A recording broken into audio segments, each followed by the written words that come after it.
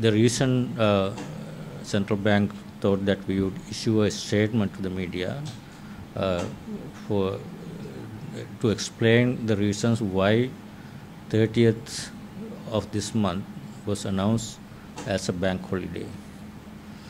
So the main reason for this 30th of bank holiday announcement was to create a sufficient number of days for domestic debt optimization strategy that has been discussing with the central bank and the Minister of Finance. That strategy has to be announced, implemented, and obtain the proper approval process from the cabinet, committees in the parliament, and also the parliament debate. So that process requires about at least 4 days continuously. During the days, markets, especially debt market and equity market, should not function because those are information are very market sensitive. It would be best that if those proposals are discussed in the public when those markets are sensitive markets not functioning. So when you look at the time frame or window of opportunity in terms of timing, but Minister of Finance and Central Bank looked at the calendar, that we found 30th of Friday, if that is declared as a bank holiday, there is a sufficient 4 to 5 days long period markets are not functioning.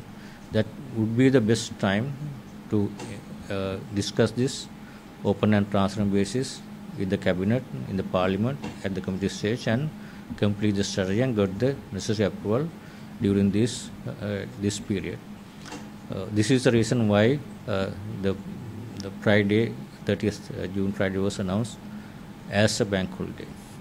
So while announcing that, we also would like to announce that even though 30th is a bank holiday, all the banking activities that can be done during the period of holidays, for example, online banking, internet banking, ATM withdrawals, and fund transfers among accounts with the technology that can be done with banks physically opening or not. So we want to ensure that all banking services, especially the public to withdraw money, the public to do internet online transfers can happen, and also especially we know some of the banks have weekend banking. There are no restriction even for them to have weekend banking facilities for people who would want to come to banks, and in-person facilities that can also be facilitated. Only reason for this announcement is to have a sufficient time window for the parliament, cabinet, and the other processes to take place and announce a strategy when markets open after this long holiday period. Secondly, I must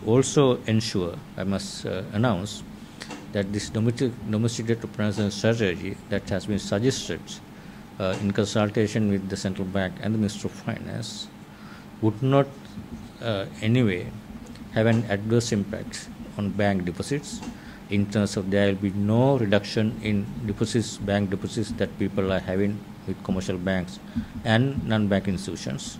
There will be no reduction in interest rates that they are right now contracted and enjoying, that they are getting in terms of their contracts and fixed deposits or any other deposits.